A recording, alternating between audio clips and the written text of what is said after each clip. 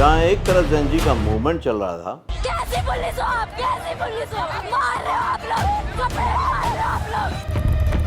अरे तो लेडीज हो तो इसका मतलब थोड़ी नहीं मारोगे, यूनिफॉर्म की अपनी कौन से मार रहे हो क्या? और सभी तरफ रील्स और वायरल मीम्स चल रहे थे।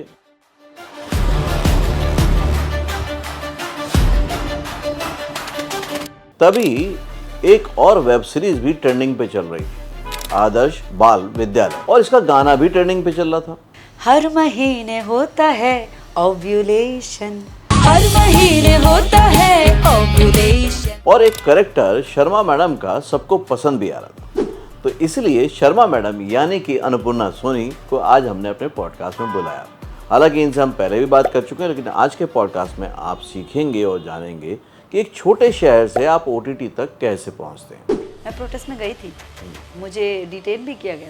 किसी के लिए पुश्तैनी जमीन होगी, उसने बेच के अपने बच्चे पे लगाया, बच्चा कुछ बन भी नहीं पाया, वो मर भी गया। कौन सा ऐसा बहुत बड़ा डर था तब जो बाद में आके ब्रेक हुआ इंडस्ट्री को लेकर, आउटसाइडर को लेकर? एक जो चलता है परसेप्शन बहुत सारे एक्टर्स में कि नहीं यार, आउटसाइडर को ट्रीटमेंट ही अलग दिया जाता है, आउटसाइडर की तरह ट्रीट किया जाता है। आपने कभी वो महसूस किया ये में थिएटर एंड कैमरा कितना फ़र्क है दोनों की टेक्निक में और मीडियम में? एंटरटेनमेंट वर्ल्ड जिस तरह से आगे बढ़ रहा है, ओटीटी से सिर्फ घरों तक नहीं पहुंच रहा है, इंटरनेशनली पहुंच रहा है।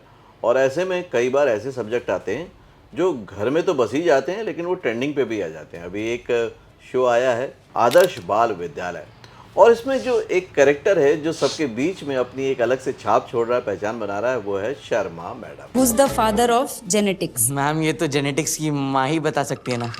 और शर्मा मैडम आज यहाँ पर हैं, जो कई साल पहले हमसे फिर मिली थी। उस टाइम पे हमने बहुत सारी बातें की थी अन्नपूर्णा से। आज ये जो शो है ये आपको एक अलग पहचान की तरफ लेके जा रहा है। ये कितना मायने रखता है और क्या क्या लग रहा है, क्या क्या चल रहा है अभी दिमाग में?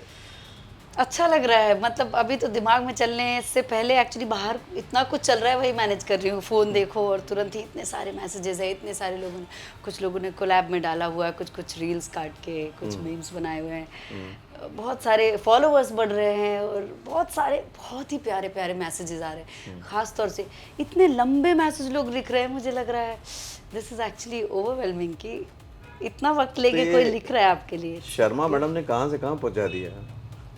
पता नहीं कहाँ पहुँचा है, बट हाँ खुशी तो हो रही है।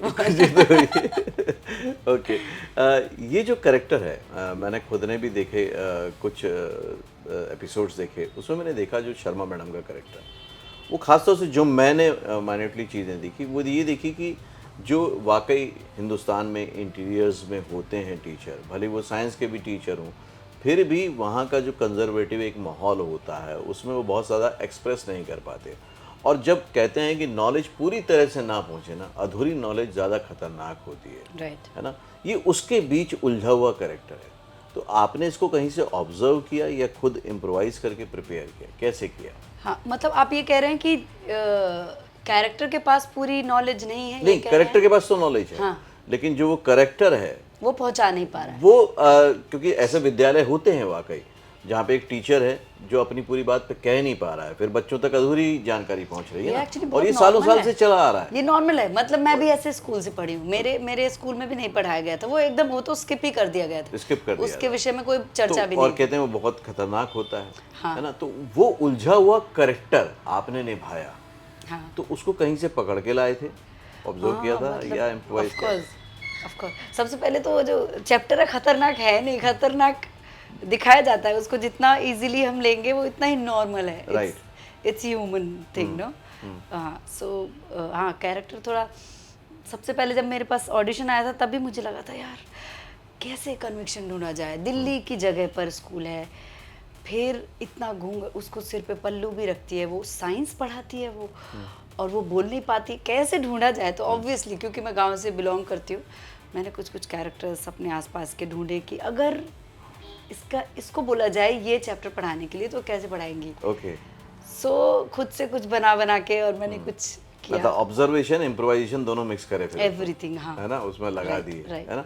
तो यहाँ पे एक बहुत बड़ी बात निकल के आती है कि ज़्यादातर गांव से या छोटे शहरों से जब लोग आते हैं ना, तो वो यही घबराए हुए होते हैं अन्नपूर्णा कि यार हम जैसे लोग मुंबई में कहाँ चलेंगे, लेकिन आज अगर मैं देख रहा हूँ तो वही चीज़ उनकी एसेट बन गई, वही प्लस पॉइंट बन गया एक एक्टर के लिए, क्योंकि आप वहाँ से थी तो आप बहुत अच्छे से पकड़ पाए उसको। 100%। मैं हमेशा, मतलब जो आपने बोला, शुरुआत में जब मैं आई थी यहाँ और मैं पहली बार इंट्रो देने के लिए गई और मैं एक्चुअली बहुत डर गई थी। मुझे देख के लगा कितनी खूबसूरत लड़कियाँ हैं, ये हील पहन के स्टाइलिश कपड़े, उनको मेंटेन करना आता है। मतलब हमें मेंटेन करना ही नहीं आता अपने आप को, कि हम इस विषय में सोचते नहीं, हम एक्चुअली भावनाओं के स्तर पे बहुत अंदर तक शायद होते हैं, वो धीरे धीरे समझ आता है। पर हम बाहरी तौर पे दिखाना कैसे अपने आप को, प्रेजेंटेबल किस तरह का, ऐसा नहीं कि हम प्रेजेंटेबल नहीं रहते, पर वो प्रेजेंटेबल होने का तरीका अलग है, यहाँ का एक अलग, सेल्फ कॉन्शियस भी रहते हैं ना ये देख हाँ के। ऑब्वियसली हम यहाँ पे, मुझे खुद को लगा था, मुझे लगा यार कैसे चलूँ, कैसे चलेगा। बट हाँ, क्योंकि हम ट्रेनिंग लेके आए हैं, तो मैं थोड़ी देर बैठी रही, मैं वहाँ देखती रही लोगों को, और थोड़ी देर बाद मुझे समझ आया नहीं, you don't have to think about this. ठीक है, जब लोगों ने इंट्रो देना शुरू किया, किसी ने ऑडिशन दिया, तो मुझे लगा ओह यू फाइन, अब कॉन्फिडेंस बढ़ रहा है। आप कॉन्फिडेंस बढ़ रहा है। बट इस बात पे मैं भूल गई कि आपने क्या पूछा था। मैंने ये पूछा था कि ये जो होता है कि हम जब छोटे शहरों से आते हैं ना, तो हमारे अंदर एक सेल्फ कॉन्शियसनेस रहती है कि अरे यार डरे हुए होते हैं, सेल्फ डाउट होता है कि हम ना बड़े शहरों के लोगों से हम कम्पीट नहीं कर पाएंगे। राइट। लेकिन अब इस तरह के प्रोजेक्ट्स आ रहे हैं जिसमें कि वही चीज़ जिसको हम कमी समझते थे वो हमारा सबसे बड़ा प्लस पॉइंट एसेट बन गया। राइट, मैं यही बोलने वाली थी। अन्नपूर्णा का पहले भी हमने एक वीडियो किया था और वो भी मैं थंबनेल शेयर कर रहा हूँ, डिस्क्रिप्शन बॉक्स में लिंक भी। इस वीडियो को देखने के बाद उसको ज़रूर देखना, आपको समझ में आएगा एज एन एक्टर इनकी जर्नी कैसी रही है, वो ग्राफ कहाँ से कहाँ तक पहुँचा है, वो बहुत अच्छे से आपको समझ में आएगा। क्योंकि हमने बहुत सारी बातें की थी कि कटनी से पहले एनएसडी पहुँचना, एनएसडी के बाद फिल्म इंडस्ट्री आना। अगर उसको ब्रीफ में थोड़ा सा आप कनेक्ट कर देंगी, बताएंगे कैसे हुआ था ये सब? सो बरही में जब मैं थी तो ऑब्वियसली हम गांव से हैं और जॉइंट फैमिली में हम रह रहे हैं, तो भैया लोग, दीदी लोग सब हैं, सब के अपने अपने सपने हैं, सब ट्राई। पहले तो मेरे घर के भैया लोगों ने बहुत ट्राई किया, मैं हमेशा उनको बहुत शुक्रगुजार हूँ उनकी कि उन्होंने फाइट करके वो बाहर गए पढ़ने के लिए, वरना अगर वो नहीं जाते तो हम बाहर नहीं जा पाते। फिर हमारी शादी हो गई होती, हम बच्चे के साथ फैमिली में कुछ अलग कर रहे होते ऑफकोर्स। बट वो गए, उसके बाद मेरी दीदी हैं, उन्होंने मुझे मेरी एक चीज़ को पकड़ा कि आई कैन सिंग। और मैं स्कूल में बहुत ही वीक थी मतलब, और मुझे बहुत डर लगता था, बिल्कुल तारे ज़मीन के जो बच्चा है ना, वो स्कूल बोर्ड में क्या लिखा है, मुझे वो चिड़िया इड़िया तितलियाँ ऐसे ही एकदम वही थी मैं लड़की। और मेरी माँ जो हैं वो बहुत अच्छा गाती हैं, रोज़ शाम को संध्या बत्ती के वक्त ना वो गाती थी, उनके साथ मैं भी गाती थी। वो एक बड़ा ही स्पेशल टाइम होता था मेरा, लेकिन मुझे पता नहीं था कि मैं कुछ सीख रही हूँ, मैं कुछ ग्रो कर रही हूँ, बस आई वॉज जस्ट एंजॉय कर रहे थे। हाँ, तो मेरी दीदी को समझ आया कि ये गाती है, तो स्कूल में एक टीचर को उन्होंने बोला कि ये अच्छा गाती है, तो 15 अगस्त के दिन उन्होंने बोला ये गाना गाएगी। और मुझे दीदी ने घर पे एक कैसेट में, तब वो रील वाली कैसेट होती थी ना, उससे मुझे एक गाना सिखाया, हिंदुस्तान की कसम। वो मैंने सीख लिया, लेकिन जब मैं स्कूल पे गई और मैंने गाना गाया, हालांकि गाना भी बहुत मुश्किल में गाया क्योंकि टीचर्स के सामने खड़ा होना ही मुझे बहुत डर लगता था, मैं रोने लग गई। तो पहले तो टीचर्स ने बोला कि अच्छा उधर मुँह करके गा लो, तो मैंने पलट गई, सामने इतने सारे टीचर्स बैठे थे और मैं पलट गई, पर मुझे पीठ पे तो लग रहा है ना कि सारे टीचर्स मुझे ही देख रहे हैं। फिर मैंने कहा नो आई कैन नॉट। एक टीचर थे, बड़ा ब्यूटीफुल मोमेंट, मुझे हमेशा ये लगता है कि उन्होंने कहा कि हम सब उधर मुँह करते हैं। सारे टीचर्स अपनी चेयर लेके दीवार की तरफ देख रहे थे और मैं इधर से गाना शुरू किया, मेरी दीदी थी वहाँ पे। मैंने जोर जोर से गाया, मेरा फर्स्ट स्थान लगा उस बार। तो और फिर उसके बाद से जब भी मैंने गाना गाया 5th क्लास से लेके 12th तक हमेशा मेरा फर्स्ट रैंक था। तो वो वायरस काफ़ी आगे तक ले आया आपको। तो हमने बहुत सारी जर्नी तो उस वीडियो में शेयर की थी। करेक्ट। लेकिन बीइंग ए एक्टर, वहाँ तक आप तब भी आप बड़े बड़े स्टार्स के साथ काम कर चुके थे, बड़े बड़े प्रोजेक्ट्स कर चुके थे, है ना। लेकिन उसके बाद यहाँ तक आने में बीच में कभी कोई ऐसा समय आया जब लगा कि एकदम सब डाउन हो गया, ख़त्म हो गया, खाली हो गया? नहीं, ख़त्म तो कभी नहीं लगा मुझे। ये ज़रूर लगा कि यार वो क्यों नहीं मिल रहा जो मुझे चाहिए।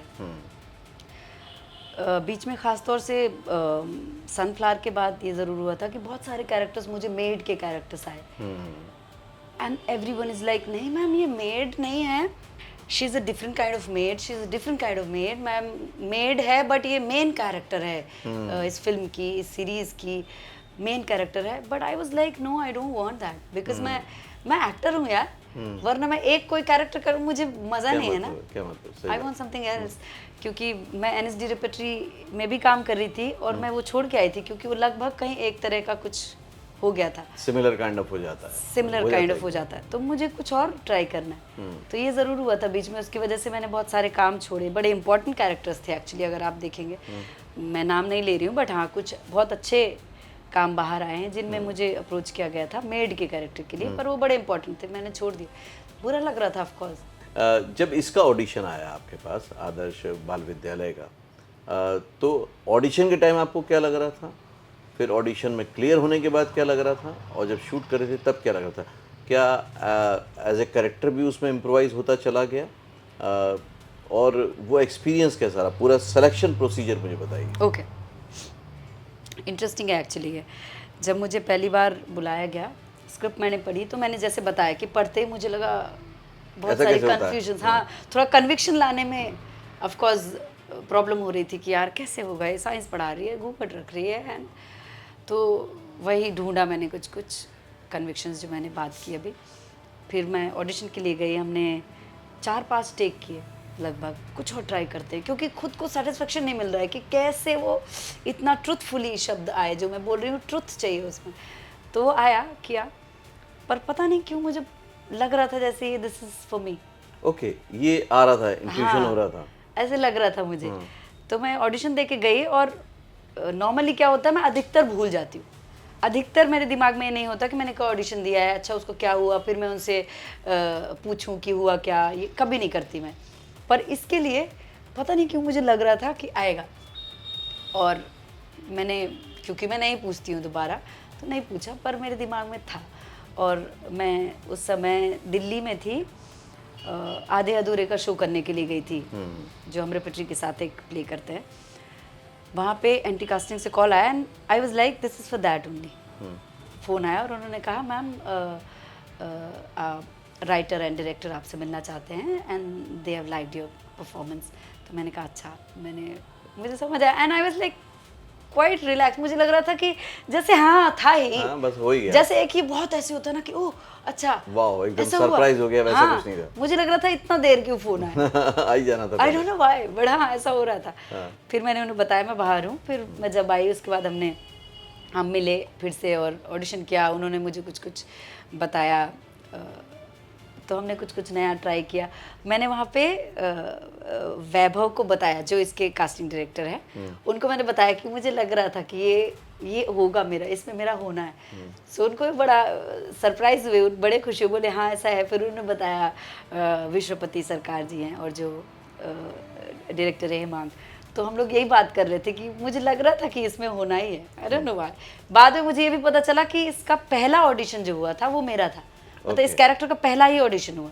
उसके बाद बहुत सारे ऑडिशंस हुए और बहुत कुछ बात हुई, और फिर फाइनली घूम के वो इसमें ही है लास्ट में वही लोग हुआ। हाँ, फिर जब शूट पे जाना था, तो तब ऑडिशन के लिए तो एक ही सीन था ना, अब शूट पे आपको जाना है तो पूरे ही सीन है, उसमें बहुत अलग अलग है। मैं सोच रही हूँ यार मैं किसके सामने पल्लू रखूँ, किसके सामने ना रखूँ, तो ये सब डिस्कशन करना है कितना, क्योंकि अगर आप, it's not about only physical appearance, एक एक्शन जो है आपके अंदर कुछ बदलता है। अगर वो ये कर रही है तो वो कितनी बात करेगी, कितनी नहीं करेगी, उसका बहुत फर्क पड़ता है। ठीक, बिल्कुल सही बात। तो फिर हमने मीटिंग की, मैंने कहा मुझे कुछ बताओ, मेरे दिमाग में कुछ होना चाहिए, क्या करूं क्या नहीं करूं। फिर हमने कुछ चीज़ें डिसाइड की कि हम के मेनन सर का जो कैरेक्टर है उनके सामने ये घूंघट रखती है, तो उनसे बहुत ऐसे रहती है वो, तो इंटरनल कुछ चीज़ें मैंने और फाइंड आउट किया, धीरे धीरे करके बनाया। एंड ऑफ कोर्स सेट पे हमने बहुत कुछ इम्प्रोवाइज किया,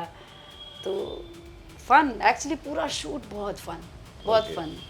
जब वो कैरेक्टर प्ले हो गया और हम जब पहली बार जब प्लेबैक देखते हैं वहाँ पे शूट के टाइम पे देखते हैं कि भाई कैसा शॉट हुआ, क्या हुआ, तब लग रहा था कि जम गया यार ये वैसा, क्योंकि जब आपको इंट्यूशन था तो माइंड में एक विजुअलाइजेशन बन जाता है उस कैरेक्टर को लेके, तो लगा एकदम सटीक हो गया। नहीं, मैं इतनी जल्दी समझ नहीं आता मुझे। हाँ नहीं सब, मुझे बस यही लगता है कि ठीक है क्या, आई डोंट नो। तो डायरेक्टर की तरफ देखते थे?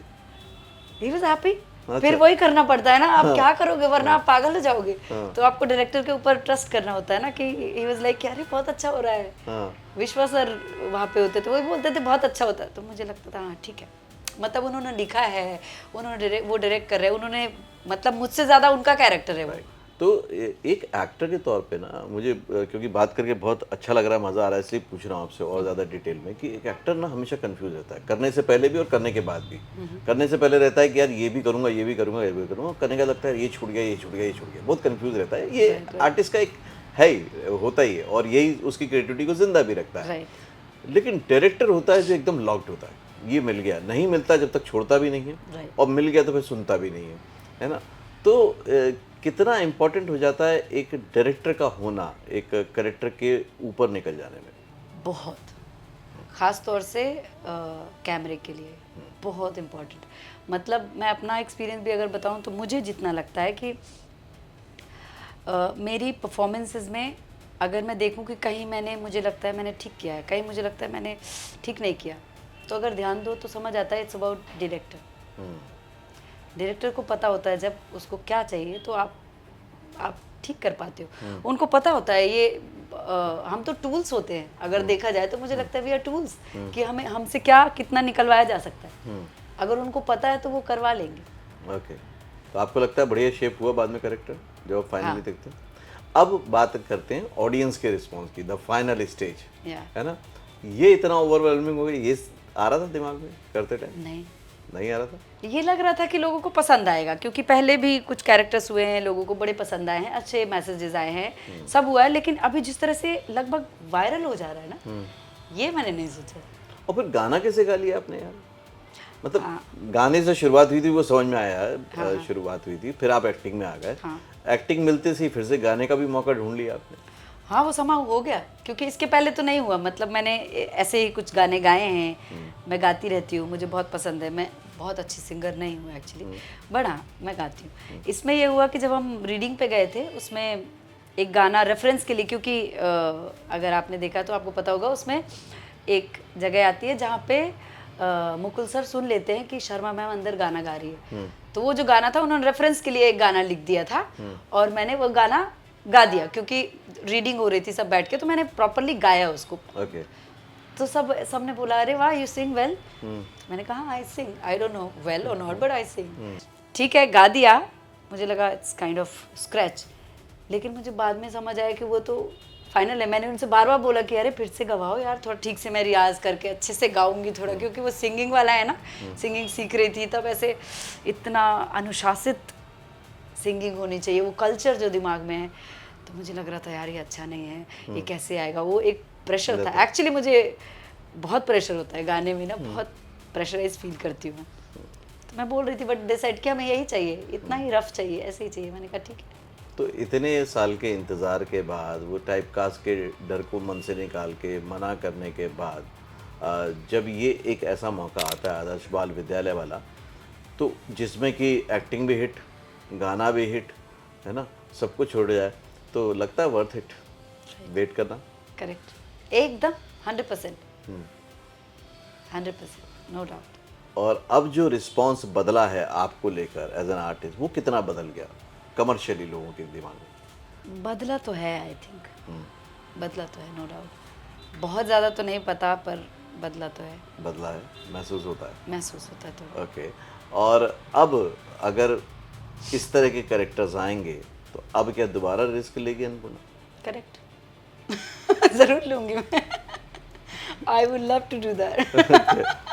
कि नहीं अब टाइप कास्ट फिर से नहीं होना, क्योंकि अब तो रिजल्ट भी देख लिया। बिल्कुल कि देर आए लेकिन दुरुस्त तो आएगा ही आएगा। एक्टर हूँ ना मैं। हाँ। कोई एक किरदार तो हूँ नहीं, मुझे हर सब कुछ करना है, मुझे अलग अलग चीज़ें करना है। कितना जब को एक्टर भी साथ में काम कर रहे हो, तो इसमें सारे दिग्गज एक्टर हैं आपके साथ, बहुत अच्छे अच्छे एक्टर्स भी हैं। एक को एक्टर का जब एक कॉम्बिनेशन मिलता है, उसका भी एक सुर मिल जाता है जो कहना चाहिए, तो बीइंग एक्टर कितना परफॉर्मेंस में एनहांसमेंट आ जाता है? बहुत बहुत फ़र्क पड़ता है, क्योंकि तब आप सिचुएशन में बेहतरीन, मतलब एकदम सिचुएशन में रह पाते हैं। जैसे ख़ास तौर से जिस तरह के एक्टर हमारे साथ थे, के सर एंड एवरीवन, तो सबसे पहले तो ये नहीं सोचना पड़ता आउटर चीज़ें कि जो छोटी छोटी चीज़ें होती है ना, कि जब आप कुछ एक्टर्स जो होते हैं आपके को एक्टर्स, वो थोड़ा कॉन्शियस होते हैं या थोड़ा क्या बोला जाए कि Insecure भी होते हैं। इनसिक्योर होते हैं, तो वो इनसिक्योरिटी के चक्कर में कुछ अलग अलग चीज़ें करते हैं, लाइक दिस, ये कैमरा एंगल होना चाहिए तो मैं यहाँ खड़ा हो जाऊँ तो ये, या मैं कितना दिख जाऊँ, सिचुएशन छोड़ के वो अपने ऊपर ज़्यादा जब फोकस Projection करने पे चले लगते हैं, जाते हैं, performance से सिचुएशन ज़्यादा। छोड़ के वो अपने पे सेंटर्ड हो जाते हैं, उसके चक्कर में आपकी सिचुएशन मर जाती है, आपके कैरेक्टर मर जाते हैं। और कई बार वो ठीक भी होता है कि जब आप देखते हैं तो हाँ लगता है हाँ वो दिख रहा है, लेकिन सामने वाला नहीं दिख रहा, पर सिचुएशन का क्या हुआ, राइट है, मेन पर जिस तरह के कंटेंट का रही कंटेंट है। का क्या हुआ। तो जब इस तरह के कोई एक्टर्स होते हैं तो आपको ये सब सोचना नहीं कि अपने आप को बचाना है कि कैसे मैं दिखूं, कैसे मेरी लाइन भी रह जाए, कैसे मेरी लाइन को कोई मार ना दे, ये छोटी, ये बहुत ही ओछी चीजें होती हैं। केके जी के साथ तो पहले भी आपने काम किया किया है रेलवे मैन में। रेलवे मैन में, तो रेलवे मैन क्या जब मिले तो कैसा रहा फिर कि ये तो एकदम अलग कॉन्सेप्ट और हम साथ में काम कर बहुत ही रहे हैं। अच्छा, बहुत ही अच्छा। उनको याद था कि आपने रेलवे मैन में उनके साथ थे? या, तो हम मिले लोग तो- जब रीडिंग में मिले हाँ। तो मैंने उन्हें याद दिलाया तो उनको याद आया, ओह अच्छा। हाँ, अधिकतर मेरे साथ ये होता है कि लोग मुझे जो स्क्रीन पे देखते हैं उसके बाद जब मिलते हैं तो क्योंकि मेरे कैरेक्टर्स बड़े अलग अलग से, ऐसे दिखने वाले कैरेक्टर पता नहीं क्यों नहीं देते लोग मुझे। सब अतरंगी आई हो एम जाते हैं। वेटिंग, हाँ। तो लोग देख के पहचान नहीं पाते, मैंने उन्हें बताया तो तुरंत ही याद आया उन्होंने कहा हाँ। कोई ऐसा ही एक दो प्रोजेक्ट और आने वाले जिसमें एकदम छुपा रुस्तम वाला कैरेक्टर निकलेगा? एक मेरा अभी मैंने एक फिल्म शूट किया है, आई डोंट नो उसके बारे में बताना चाहिए या नहीं, इंडी फिल्म है, पर एक्चुअली बड़ा डिफरेंट कैरेक्टर जो मैं चाह रही थी कि थोड़ा वो गैंगस्टर काइंड ऑफ है और बड़ी खतरनाक सी लड़की है, आई लव दैट। तो शर्मा मैडम अब खतरनाक गैंगस्टर बनेंगी, एकदम ट्रांसफॉर्मेशन है ये देखते तो। हैं, हाँ। हाँ, ये तो बड़ा मजा आएगा देखने के लिए। बहुत मतलब अच्छा मुझे सच में कुछ ऐसे डिफरेंट कैरेक्टर्स के लिए वेट कर रही थी और मुझे लगा वाह कुछ है। कई बार ऐसा भी होता है कि बहुत इनबाउंड टैलेंटेड लोग होते हैं और वो ट्रेनिंग और प्रिपरेशन पे उतना ध्यान नहीं देते, और कई बार ट्रेनिंग एक नॉर्मल पर्सन को एक बहुत आगे ले जाती है। आपके लिए क्या मैटर करता है, ट्रेनिंग, प्रिपरेशन या टैलेंट? बोथ, आपके पास टैलेंट कुछ चीज़ें तो पहले से होती हैं अगर तो वो बहुत अच्छा है, लेकिन preparation is very important. Training, preparation is very important. Preparation ऐसे भी हो सकता है कि जो ट्रेंड है उसकी भी अपनी प्रिपरेशन होती है, अलग हो सकती है, अलग हो सकती है, हाँ, लेकिन बट प्रिपरेशन तो होती प्रिपरेशन है। Is must. जैसा आपने जो अभी के सर का बताया कि सब प्रिपरेशन में ही लगे थे, उस बात से मैं निकाल रहा हूँ कि Correct. देखिए वो आज भी प्रिपरेशन कर रहे हैं। राइट, और जब ऐसे में आपने इतने सालों में बहुत सारे नए एक्टर्स को देखा होगा जो न्यू कमर्स आते हैं, और पहले भी मिले होंगे आपको ये, जो सिर्फ सोच के आते हैं कि एक्टर बनना है, जिनका सिर्फ सपना है, तैयारी नहीं है, तो वो किस तरह की चीज़ में है जहाँ पे आप उनको गाइड करना चाहोगे कि ज़रूरी है एक तैयारी होना? बहुत ज़रूरी है। मतलब कैसे जानेंगे अगर तैयारी नहीं है तो, या तो फिर हम भटकते रहेंगे और फिर एक टाइम पे धीरे धीरे धीरे करके तैयारी एट द एंड हो ही जानी है। अगर आप ऐसे भी आएंगे तो हो जाएगा, बहुत वक्त लगेगा, आप बहुत ठोकरें खाएंगे, बहुत परेशान होंगे बहुत ही छोटी चीज़ों में। जब निकले थे वहाँ से, अपने शहर से, अपनी जगह से, तो आपके मन में भी बहुत सारे डाउट्स हैं होंगे, रहे होंगे। कौन सा ऐसा बहुत बड़ा डर था तब जो बाद में आके ब्रेक हुआ इंडस्ट्री को लेकर? कौन सा ऐसा मिथ था जो पहले तो माइंड में बहुत था, चाहे लोगों ने भरा हो चाहे खुद के भी हो, जो बिल्कुल ब्रेक हुआ कि नहीं ऐसा तो कुछ नहीं है, चाहे वो आउटसाइडर को लेकर हो, फीमेल्स को लेकर हो, या जो भी? पहली बात तो मैं मतलब इंडस्ट्री को लेके कभी मैं पहले सोचती ही नहीं थी बहुत, इसलिए मेरे दिमाग में बहुत ज़्यादा कुछ डाउट था ही नहीं। मैं हमेशा से थी थिएटर वाली लड़की, मुझे लगता था मुझे थिएटर करना है, मज़ा आ रहा है, बस मतलब आपको बहुत उसमें मुझे मज़ा आ रहा है। I am living when I am on stage, I am living my life, I feel my self, this is me. तो मैं थिएटर के लिए ही रहना चाह रही थी। मैंने एनएसडी किया और मैंने वहाँ बोला भी था। एनएसडी में रहते वक्त मैंने अपने गांव में एक थिएटर ग्रुप की को शुरू किया जो अभी चल रहा है। लेकिन जब मैं रेपेट्री में काम करते वक्त भी थोड़ा बोर हो गई और मैं कुछ चीज़ों की वजह से मैंने रिज़ाइन किया वहाँ पे, और मैं जब यहाँ आई तो समहाउ मैं आ गई। मैंने बहुत सोचा नहीं था, मैं आ गई।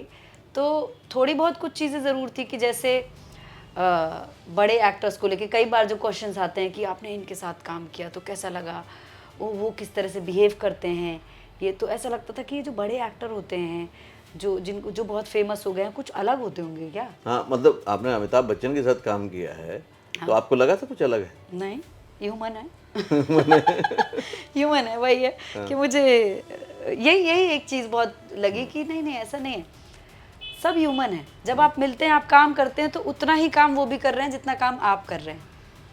अच्छा, आर्टिस्ट में एक बात और भी अच्छी होती है, हम भले ही किसी को सीनियर मानते हैं या उनकी रिस्पेक्ट करते हैं, लेकिन मैंने देखा है ज़्यादातर जेन्युइन और जो अच्छे एक्टर्स हैं, जो सो कॉल्ड इनसिक्योर भी नहीं हैं, वो एक आर्टिस्ट को आर्टिस्ट की तरह ही देखते हैं, नए पुराने की तरह नहीं देखते। क्या ये सही है? बिल्कुल सही, ये बिल्कुल सही है। ये मैंने काम किया और मुझे समझ आया कि जो अच्छे एक्टर हैं उसके पीछे रीज़न है, वो सच में अच्छे इंसान हैं। हाँ, ये बात तो बिल्कुल क्लियर है। के मैनन को ही आप ले लो, हाँ, उतनी ही रिस्पेक्ट देते हैं वो, उतनी रिस्पेक्ट देते हैं।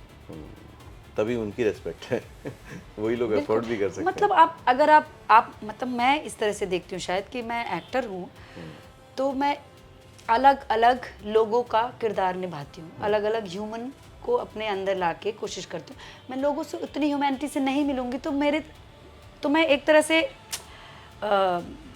अपने आप को मैंने बांध रखा है ना। अगर फिर वो आपको सच्चाई नहीं आएगी, फ्लो characters कैसे में। आएगा? राइट। फ्लो होने के लिए लूज होना ज़रूरी है ना। कुछ टाइटनेस है तो कैसे उसमें फ्लो कैसे होगा? मुझे ये बहुत लगता है और मुझे समझ आया कि सच में जो अच्छे एक्टर्स हैं, और कुछ एक्टर्स ऐसे भी मिले मुझे लाइफ में कि जो मुझे समझ आया कि वो like they think they are brilliant but they are not. People know, like लोगों को पता है कि हाँ आप बहुत खूबसूरत दिख सकते हैं, आप बहुत, आपका एटीट्यूड अलग हो सकता है। मैं ये नहीं कह रही हूँ कि मैं बहुत अच्छे से जानती हूँ कि कौन बहुत अच्छे एक्टर है कौन नहीं है, मैं बहुत अच्छी एक्टर हूँ या मैं अच्छी एक्टर नहीं हूँ, it's not like that, but the thing is कि फ़र्क होता है थोड़ा। राइट। आउटसाइडर को लेकर एक जो चलता है परसेप्शन बहुत सारे एक्टर्स में कि नहीं यार, आउटसाइडर को ट्रीटमेंट ही अलग मिल दिया जाता है, आउटसाइडर की तरह ट्रीट किया जाता है। आपने कभी वो महसूस किया ये मिथ है? बिल्कुल, शुरुआत में मैंने बहुत महसूस किया। क्या चीज़ें थी ऐसी? सबसे पहले तो ऐसे देखा जाता है, ये बात सच है कि मैं भी याद करूँ तो एकदम शुरुआत का दौर तो सच में ऐसे ट्रीट किया जाता है कि जैसे इनको तो कुछ पता ही नहीं है। जब तक वो जानते नहीं है कि आप कहीं से पास आउट हैं। इवन ऐसा भी है कि अगर आप एनएसडी से भी पास आउट है लेकिन आपने एक दिन का कैरेक्टर कर लिया ना, they will treat you like that कि आपने एक, इसीलिए ऐसा होता है कि कई अभी मतलब ऐसा हो गया कि अगर बहुत अच्छा किरदार है वो भी एक दिन का आएगा ना तो करने से डर लगता है, क्योंकि सेट पे जाके जिस तरह से ट्रीटमेंट होता है ना, दैट इज रबिश। आप उसी में पागल हो जाते हो कि मतलब शुरुआत के दौर पे ऐसे ही होता था कि वैनिटी में आप चाह रहे हो क्योंकि आप ट्रेंड एक्टर हो, भले ही आपने छोटा किरदार लिया है पर आप ट्रेंड एक्टर हो तो आपकी प्रिपरेशन होगी, तो आपको चाहिए होगा कि आप वैनिटी में स्पेस चाहिए। आपको 3 डोर में दे दिया, उसके बाद 2 लोगों को अंदर कर दिया और फिर वो जो को एक्टर है वो यार वो बात कर रहे हैं अगर, या उनकी अपने प्रिपरेशन है, मेरी अपनी प्रिपरेशन है, मुझे समझ चाहिए, उसके लिए बहुत रिक्वेस्ट करना है, छोटी छोटी चीज़ों के लिए रिक्वेस्ट करना पड़ता था बहुत शुरुआत में ना। और फिर ये भी समझ आता था कि जैसे ये जो ट्रीटमेंट मिल रहा है दिस इज नॉर्मल, ऐसा ही होता है। पर आप धीरे धीरे काम करते हैं ना जब, तो समझ आता है कि नहीं यार, आपको क्योंकि पता नहीं था, आपको जब पता चलता है ना कि नहीं, you deserve something better, something else, ये नहीं है, आपको बताया जा रहा है कि आप ये डिजर्व कर रहे हैं, पर ऐसा है नहीं, क्योंकि आपको पता नहीं, क्योंकि आपको जिस दिन आपको पता चल जाता है प्रोडक्शन में, आपको जिस दिन पता चल जाएगा कि मैं ये डिजर्व करती हूँ और आप कॉन्फिडेंटली जब बोलते हैं उनको देना पड़ेगा, ये उनको भी पता है। यही वो एक बीच का गैप होता है जो मैं कोशिश करता हूँ इस चैनल के माध्यम से कि लोगों को इंडस्ट्री के बारे में पता चले। जैसे आज आपकी बातों से पता चलेगा कि भाई वैसा कुछ नहीं है, बस आप पता करके उसको वैसे प्रोफेशनली डिमांड करो तो आपकी डिमांड पूरी भी होगी। करेक्ट। जानकारी न होने का तो फ़ायदा सभी उठाते हैं, हर इंडस्ट्री में उठाया जाता है, वो तो उठाया जाएगा। कितना फ़र्क आपको लगता है, क्योंकि आपने रेपेटरी में भी किया, एनएसडी थिएटर भी किया, क्योंकि बहुत सारे थिएटर एक्टर भी विजुअल मीडियम में उतने सक्सेसफुल नहीं हो पाते कई बार, कई कारणों से। कितना फ़र्क है दोनों की टेक्निक में और मीडियम में, थिएटर एंड कैमरा? टेक्निक्स में फ़र्क है, ऑफ कोर्स टेक्निक्स में फ़र्क है कि क्योंकि ऑब्वियसली आपकी ऑडियंस जो होती है वो बहुत सारी होती है, जब आप थिएटर कर रहे होते हो दूर दूर तक लोग बैठे हैं, कैमरा आपका यहीं पर है, तो कैमरा आपको बहुत, आप जो सोच रहे हैं वो भी कैप्चर कर, बहुत माइन्यूट चीज़ें कैप्चर करता है। तो और जैसे हम थोड़ी देर पहले बात भी कर रहे थे कि कैमरे में स्पेशली डायरेक्टर का बहुत बड़ा हाथ है, राइट। उसके पीछे डायरेक्टर, उसके बाद editor, sound, Cinematographer even, lighting. Everything, सब कुछ बहुत मैटर करता है उसके लिए कि आप फाइनली क्या दिखने वाले हैं। थिएटर में बहुत हद तक आपके ऊपर होता है क्योंकि आप बहुत दिनों तक रिहर्सल्स कर रहे medium ही होते actor हैं, का है। बहुत ही अलग है वो। लेकिन एक्टिंग को लेके अगर कहा जाए तो मुझे लगता है बहुत फर्क है नहीं, बस इंटेंसिटी में थोड़ा फर्क है। और कुछ नहीं। लेकिन एक एक्टर को टेक्निकल चीजें मालूम होंगी तो वो ज्यादा अच्छा परफॉर्म कर सकता है ऑन कैमरा, बिल्कुल है बिल्कुल। ना, राइट। जैसे अभी आप भी जो सीन कर रहे हैं उसमें क्लोज भी लग रहा है, लॉन्ग शॉट भी है, फिर टू शॉट भी है, तो कब कैसे रिएक्ट करना है ये आपको पता होना चाहिए। बिल्कुल, बेसिक ये कैमरा पता तो- एंगल्स और चीजें मालूम होनी चाहिए, हाँ, ये मालूम होता तो बहुत सारे फालतू के स्ट्रगल से बच जाते हैं राइट। कि बहुत वाइड लगा हुआ है, आपको पता ही नहीं, आप पूरी पूरी एनर्जी लगा रहे हो, आप पूरी जान दे रहे हो, फिर बाद में आप तक जब क्लोज आ रहा है तब तक आप थक चुके हो। एग्जॉस्ट हो चुके हो, राइट। अच्छा, लगता है यही है लोगों को कि एक्टर मतलब यार मजे की जिंदगी, लेकिन बीइंग एक्टर आपने क्या अभी तक ज्यादा कमाया, पैसा, शोहरत, इज्जत या फिर खुशी? मुझे लगता है मेरे पास हमेशा से सब है और अभी भी सब कुछ है। मतलब ये मजा आ जरूर रहा है कि थोड़ा सा लोग सीरियसली लेने लगे, अच्छा, आपके काम को थोड़ा सीरियसली लेते हैं। हाँ, वरना पैसों को लेके कि एक से एक आप कितने पैसे वाले हो जाओगे, कितना कमा लोगे, बहुत पैसे वाले हैं आपके अराउंड ही इतने लोग पैसे वाले होते हैं कि वो पैसे ही दिखा रहे हैं, उनका जीवन इसी में ही जा रहा है, उनको खुशी ही इसमें मिल रही है। हमारी खुशी कुछ अलग है। तो ऑफ कोर्स खुशी है, खुशी मिलती है, रिस्पेक्ट मिलती है, बट द थिंग इज एक चीज़ ज़रूर हो गया कि पहले लोग बहुत कॉन्फिडेंटली आपको अशेम कर सकते थे कि ट्राई करते थे कि आप जो काम कर रहे हैं वो बहुत फालतू है। हाँ, और अभी जब मैं बात करती हूँ तो मेरे पास थोड़ा पावर होती है, मुझे लगता है मैं खुद फील कर पाती हूँ। पहले भी मैं फील करती थी, पहले नहीं करती तो मैं नहीं आती ना, पहले भी मैंने वही फील किया, मुझे पता है कि what I am doing, but मेरे पास कुछ बताने के लिए नहीं, प्रूफ नहीं था। प्रूफ नहीं था। अभी मेरे पास प्रूफ है, जिनको अभी भी क्वेश्चन करना है उनके लिए अभी भी कोई प्रूफ नहीं है। अब सिंगिंग भी आपकी क्योंकि अब पब्लिश हो गई है ना, अब आप शौकिया सिंगर नहीं रह गए, शौकिया एक्टर नहीं रह गए, सिर्फ एक थिएटर एक्टर नहीं रह गए, अब आप एक कमर्शियल प्रोफेशनल एक्टर सिंगर हो गए। अब सिंगिंग में क्या क्या प्लान कर रहे हो आगे? सिंगिंग में मैं बहुत टाइम से प्लान कर रही हूँ एक्चुअली कि मेरी आवाज़ जैसे आप सुन रहे हैं थोड़ा फोक वाली है, and I love folk songs. मैं गाती हूँ, मैंने जैसे बताया गांव में मेरा थिएटर ग्रुप है, उसमें मैंने एक शो बनाया था रंग बघेली करके, कि बघेली सॉन्ग्स थे उसमें, तो बच्चों को ही सिखाया था क्योंकि जब मैं सिखा रही हूँ तो मुझे लगता है वो ज़्यादा जाने, तो वहाँ पे मैंने ऐसे करवाया था। बट मैं कब से सोच रही हूँ अपने लिए एक शो बनाने का, जिसमें मैं mainly folk songs and Kabir के कुछ गाने, कबीर के कुछ लिखे हुए भजन हैं, उनको मैंने कंपोज भी किया है कुछ को। ग्रेट। मैं गाती हूँ, अभी तो मैंने वैसे भी फेसबुक पे इंडिपेंडेंट कुछ सिंगिंग का डाले। टाइम आ गया है। हाँ, हाँ, अब तो इंडिपेंडेंट सिंगर्स निकल के आ ही रहे हैं, वो एक मौके भी बन गए डिजिटल मीडियम में, तो अच्छा एक्सप्लोर कर सकते हो आप। हाँ, सोचती रहती हूँ, बट मैं सोचती हूँ बस अभी तक पता नहीं, पर अब क्यों ये I don't सही समय है, बिकॉज अभी गाना आया है, लोगों Right. को अब वो समझ में आया कि हाँ यार ये गाती भी हैं और अच्छा गा लेती हैं। हाँ। लेकिन तो वही ये सबसे मुझे अच्छा मतलब time है। मैं खजुराहो गई थी, एक जगह हमें बुलाया गया था, बांदा एक जगह पे बुलाया था, मैं गई थी, तब हम गए थे खजुराहो घूमने। वहाँ मैंने कुछ बैठ के, मेरे साथ एक और थिएटर आर्टिस्ट हैं जो एक्टर हैं, अभी मुंबई आ चुके हैं, शिवा, उसने कुछ बताया मुझे कि दीदी एक काम करो, आप यहाँ बैठ के ऐसे गा दो ना, और उसने बहुत अच्छे से शूट किया। वो सॉन्ग्स मेरे पास पड़े हुए थे कुछ, वो मैंने डाला, लोगों के इतने अच्छे रिव्यूज आए हैं, मिलियंस में व्यूज। तो फिर अब क्यों इंतजार कर रही हूँ? तो अभी शूट कर रही थी ये सब ना, अब ये आ गया, अभी बीच में प्रोटेस्ट आ गया, तो उसमें भी मैं बहुत ज़्यादा इन्वॉल्व हो गई, पूरी बहुत ही ज़्यादा मैं इन्वॉल्व हो गई थी, और फिर उसके बाद अभी ये इसमें लगी हुई हूँ। प्रोटेस्ट में आप किस तरह से इन्वॉल्व हुए और क्यों हुए? मैं प्रोटेस्ट में गई थी, मुझे डिटेन भी किया गया था। हाँ, अच्छा।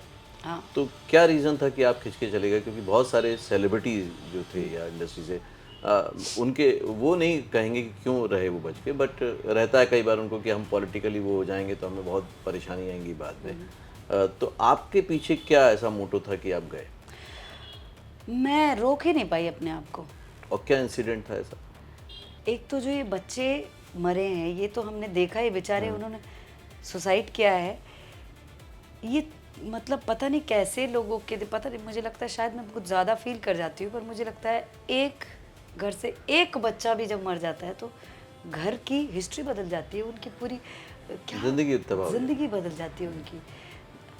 22 बच्चे गए, उसके अलावा 22 का आपके पास रिकॉर्ड है, जाती। बाकी तो मालूम ही नहीं। आपको क्या पता। Right. छोटे छोटे जगह लोग अपनी, मैंने देखा है गांव में किस तरह से बच्चों को पढ़ाया जाता है। हम्म, कई लोगों ने इंटरव्यूज में भी बोले कि जमीन बेच के लोग पढ़ा रहे हैं। आपकी मतलब I feel very emotional about this कि यार right. आपके लिए नॉर्मल हो सकता है कि आप जमीन खरीद लेंगे, किसी के लिए पुश्तैनी जमीन होगी, उसने बेच के अपने बच्चे पे लगाया, बच्चा कुछ बन भी नहीं पाया, वो मर भी गया, और आपकी कोई अकाउंटेबिलिटी नहीं है। आप ये बता रहे हैं कि आई एम सो सॉरी, नहीं, I'm so आप sorry, बहुत- आप दूसरों के लिए मुझे बहुत बुरा लगता है। ये एक्चुअली जो आपने कहा ना कि एक बच्चा जब जाता है फैमिली से तो वाकई ज़िंदगी तबाह हो जाती है, लोगों के परिवार ख़त्म हो जाते हैं, उम्मीदें ख़त्म हो जाती हैं। और बशीर बद्र साहब ने इस पर एक बहुत खूबसूरत बात कही है कि उम्र गुजर जाती है लोगों का एक घर बनाने में, उम्र गुजर जाती है लोगों का एक घर बनाने में, तुम तरस भी नहीं खाते बस्तियाँ उजाड़ने में। क्या बात है। तो एक बच्चे का जाना वाकई एक घर जैसा ही होता है, एक उम्मीद होता है वो बहुत सारे लोगों को, और ये बात लोग समझ पाएँ बहुत बेहतर है। बिल्कुल, यूर अ ह्यूमन। आप देश में जी रहे हैं जिस देश में, उस देश के लिए आपकी रिस्पॉन्सिबिलिटी बनती है। This is your responsibility, you have. ये एक ऐसा एजेंडा था, मूवमेंट था जहाँ पे कोई पॉलिटिकल पार्टी नहीं थी, है ना। यहाँ पे यूथ ही था जो अपनी बात कर रहा था, अपने लिए लड़ रहा था, कोई एक दूसरे को जानता नहीं था, किसी का डायरेक्टली सरोकार भी नहीं था, लेकिन फिर भी ये जो यूथ निकल के आया, जिसको कि आलसी कहा गया था, जिसको कि किसी काम का नहीं कहा गया था, जिसको कॉकरोच बोल के बुलाया गया, और वो कॉकरोच की तरह ही धावा बोल गया Correct. और कॉकरोच ही नाम यूज़ कर लिया। अभिजीत ने, जो कि पॉलिटिकल पार्टी से भी नहीं थे, उन्होंने उसी कॉकरोच वर्ड को इंसल्ट ना मानते हुए उसी को एक हथियार की तरह, नाम की तरह उन्हीं के खिलाफ इस्तेमाल किया जिन्होंने ऐसा कहा था। इस मूवमेंट को आप किस तरह से देखते हो और आपका इन्वॉल्वमेंट कैसे हुआ? मुझे लगता है एनर्जी है ये कि आपके भीतर जो चल रहा था इतने टाइम से, ऐसा नहीं है कि सडन हुआ। हाँ, रोष था पहले से एजुकेशन सिस्टम को बिल्कुल ऐसा तो नहीं है, क्योंकि पहला पेपर लीक थोड़ी हुआ, राइट। बहुत बार हो चुका है, और ये हम दिख अभी रहा है। फील तो पहले से ही हो रहा था, महसूस तो पहले से ही हो रहा है। इवन इतने सारे लोगों का अचानक आ जाना, ये भी कोई केवल पेपर लीक तो है नहीं, ये आक्रोश बहुत बड़ा है। आक्रोश बड़ा है। तो वो जो धक्का लगना होता है ना कि समटाइम्स आपको बार बार कुछ बोला जा रहा है, बार बार आप किसी चीज़ से परेशान हैं, लेकिन बोलते हैं ना एक टाइम आता है कि वो भर जाता है, वो आपके लेवल के ऊपर चला जाता है, जिस वक्त वो रिएक्ट करता है। ये मूवमेंट में जिस तरह से जो यंगस्टर हैं, जो खासतौर से जेन जी जनरेशन है, जिसको कि समझा जा रहा था कि वो किसी काम की नहीं है और वो बिल्कुल दुनिया से अलग थलग अपनी कल्पनाओं की दुनिया में रहती है, उसका एक्टिवली इतना पार्टिसिपेट करना ये क्यों हो पाया? मतलब ये हुआ कैसे? क्योंकि मैं जितना इस मूवमेंट को देख पाता हूँ, वही देख पाता हूँ कि इस मूवमेंट ने कहीं ना कहीं पॉलिटिकल पार्टीज़ को डराया भी है और वाकई एक सोए हुए यूथ को जगाया भी है कहीं ना कहीं। वो स्पार्क कैसे आ गया? मुझे लगता है ये तो जेनजीज खुद भी सोच रहे होंगे शायद, कि वो भी खुद ही सरप्राइज्ड होंगे इस बात से। उनको अपनी ताकत का मालूम नहीं था। अंदाजा नहीं था, मुझे लगता है। जैसे हमें भी तो लग रहा है ना, हाँ, हमें भी नहीं पता था। लाइक मैंने जो महसूस किया कि आपने क्वेश्चन पूछा ना कि आप कैसे गए, मैंने कहा मैं कंट्रोल नहीं कर पाई अपने को। मुझे लोग बोल रहे थे, मुझे डांट पड़ रही है घर से, मुझे बोल रहे क्यों जा रही हो। मैंने कहा वो तो जब आप स्टेयरिंग आपके हाथ में होती है, ब्रेक आप खुद लगा सकते हो तो ठीक है। मेरे साथ अभी ऐसा हो गया कि शायद मैं स्टेयरिंग थोड़ा यहाँ वहाँ कर पा रही हूँ, बट ब्रेक मेरा फेल है।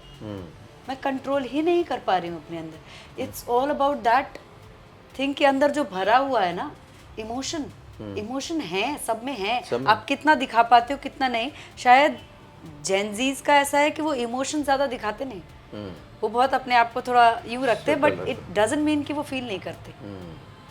और ये तो ज़रूर है कि वो विरोध करना तो पहले से ही, आप जेनजीज को देखो कि विरोध तो करते हैं वो पहले से। जिसकी वाइब नहीं पसंद है मैं नहीं बैठूंगा उसके साथ, वो मुंह पे बोलते हैं, हमेशा से ही है। शायद इसके लिए ऐसा था कि एक बड़े स्तर के लिए बोलने के लिए किसी मतलब सरकार को बोलना एक बड़ी चीज़ है ना, एक तो नहीं बोल सकते। जब समझ आया कि हम और लोग हैं तो वाई डोंट जस्ट, तभी जाके ये वाइब Get it आई और right. ये वाइब बदली है। बिल्कुल और ये बदलाव हिंदुस्तान के नज़रिए से देखा जाए तो एक बहुत बड़ा पॉजिटिव चेंज बिल्कुल लेके आया है और लेके आएगा आगे भी। बिल्कुल क्योंकि जिन लोगों को बहुत हल्के में लिए जा रहा था उन्होंने ही बता दिया कि इतने भी हल्के नहीं हैं हम, बिल्कुल है ना। वो नहीं है, मतलब वो नहीं। अपनी छोटी छोटी चीजों के लिए विरोध करते हैं। हाँ। तो इन सब चीजों से जो सबसे ज्यादा जूझ रहा है वो जेनजी ही है ना। और सबसे बड़ी बात प्रूफ हुई ये कि किसी भी मूवमेंट के लिए, किसी भी आंदोलन के लिए हमेशा से एक लीडर रिक्वायर्ड होता था। ये एक ऐसा आंदोलन बना जिसमें कि लीडरशिप जैसी कोई चीज़ नहीं थी, हाँ है ना। सब थे, सब। मतलब किसी एक का बात नहीं थी कि ये कह रहा है तो हम कर रहे हैं, सब कर रहे थे और सारे राज्यों से कर रहे थे और अपने अपने तरीके से कर रहे थे। और सबसे बड़ी बात, मज़े लेके कर रहे थे, एंजॉय करके कर रहे थे। खूबसूरत तरीका है, कितना खूबसूरत तरीका है, मतलब सच में बहुत ही कमाल। मतलब- और सब बिल्कुल अपने अपने में ही कर रहे हैं, कोई लीडर सच में नहीं है। लाइक जिस दिन मैं गई, हाँ मेरा कौन लीडर है? हाँ मुझे पता चला वहाँ प्रोटेस्ट हो रहा है, मुझे जाना है। मुझे बस ये है कि मैं वहाँ जाऊंगी, एक और व्यक्ति बढ़ेगा और सरकार को दिखेगा कि ये भी है एक और हाँ जो मेरे खिलाफ, मतलब इस खिलाफ तो नहीं, सरकार के खिलाफ नहीं, हम एक्चुअली हम सरकार की सपोर्ट ही कर रहे हैं। उनको खुश होना चाहिए कि मेरे बच्चे मतलब कितने सवाल करना जानते हैं। ये लोग पढ़े लिखे लोग हैं, समझदार लोग हैं ना। अगर विरोध करने वाले लोग नहीं होंगे तो सुधार कैसे होगा? राइट। तो अभी तक नेता पैसे दे के और कार्यकर्ताओं के द्वारा भीड़ लगाया करते थे, लेकिन ये साबित हो गया कि जब भीड़ अपने मन से आती है ना तो बहुत गजब ढाती है। बिल्कुल बिल्कुल, छोटी छोटी जगहों पे मैंने अपने गांव में देखा। मेरे गांव के जो मेरे स्टूडेंट्स हैं कुछ और दूसरे बहुत सारे लोग सब आके खड़े हो रहे थे। 8 दिन उन्होंने ये किया, जाके पोस्टर बना के ऐसे गांव में खड़े रहते थे। वो पहली बार हुआ होगा बरही में, कभी नहीं हुआ होगा मेरे ख्याल से। और लोग आके पूछ रहे थे कौन है लीडर, क्योंकि हर जगह अपनी पॉलिटिक्स लोग लगाते हैं, सब जगह होता है कौन है लीडर। सब ऐसे कह रहे थे, मैं आया था, मेरी इच्छा हो रही थी, मैं खड़ा था, ये भी खड़ा हो गया। उससे पूछो तो कह रहा मैं आगे खड़ा हो गया, वो भी खड़ा, सब अलग अलग। Right right. ऐसे मैं गई, मेरे साथ लोगों ने दूसरी बार फोन किया कि तू जा रही, मैंने कहा चल रही हूँ, और भी लोग आ गए। तो सब अकेले ही जा रहे, क्योंकि अपनी रिस्पॉन्सिबिलिटी आप महसूस कर रहे हैं। Right right. तो जैन जी को बोला जा रहा था ये सब ना यूट्यूब और रील वाले लोग हैं, कंटेंट बनाते हैं और कंटेंट देखते हैं और इनको कुछ नहीं आता। उन्होंने ऐसा कंटेंट बनाया कि खुद सबको बनाया। जोड़ लिया, वहाँ पे भी कंटेंट बनाया, Right. उसको भी दिखाया। अब मूवमेंट खत्म हो गया, वो कंटेंट आज भी चल रहा है और इतना हुआ कि प्रधानमंत्री को भी अब कंटेंट बनाने के लिए आना पड़ा। बिल्कुल बिल्कुल करेक्ट। तो ये अपने आप में बहुत तरह से देखा और लिखा जाएगा इतिहास में, ये जो पर्टिकुलर मूवमेंट हुआ, मुझे ऐसा लगता है। बिल्कुल।